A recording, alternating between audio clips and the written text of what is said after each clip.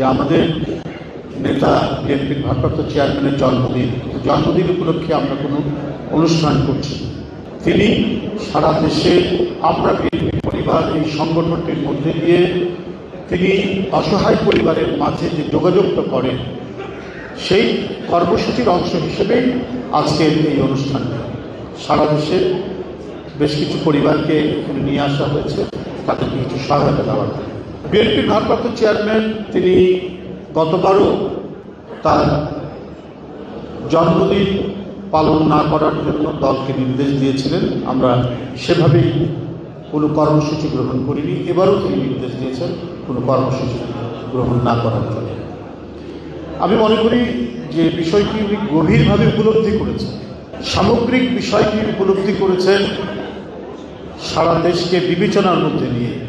একজন জাতীয় নেতা তার জনগণ কিভাবে থাকে, জনগণের গভীরে কি বিষয়টি অনুভূত হচ্ছে, সেটা উপলব্ধি করার ক্ষমতা যার যত বেশি, তিনি তত বড় জাতীয় নেতা, তিনি তত বড় জনঘনিষ্ঠ জাতীয় নেতা। আমার মনে হয় ওই বিবেচনায় তিনি বিশ্লেষণ করেছেন, সমাজকে, রাষ্ট্রকে গভীরভাবে অনুধাবন করেছেন, সময়কে, সময়, জাতিগোষ্ঠী, রাষ্ট্র, এগুলিকে বিচার বিশ্লেষণ করেই তিনি সিদ্ধান্ত নিয়েছেন।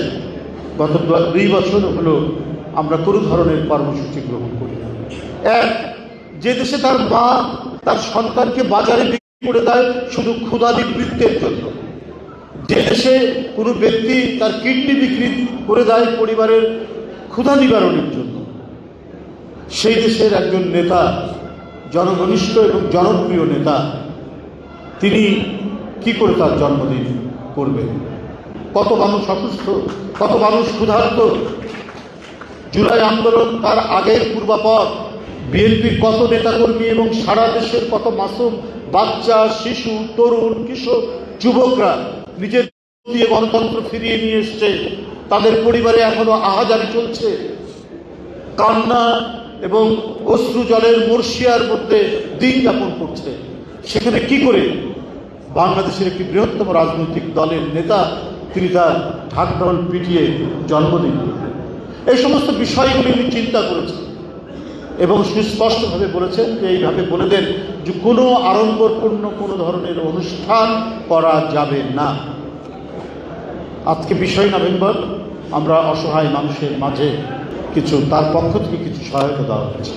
তো এই উপলব্ধি যিনি করতে পারেন, তিনি তো জনগণের সবথেকে আদৃত এবং অত্যন্ত ঘনিষ্ঠ আত্মীয় হিসেবেই তিনি জনগণের মাঝে পরিচিত পাবেন।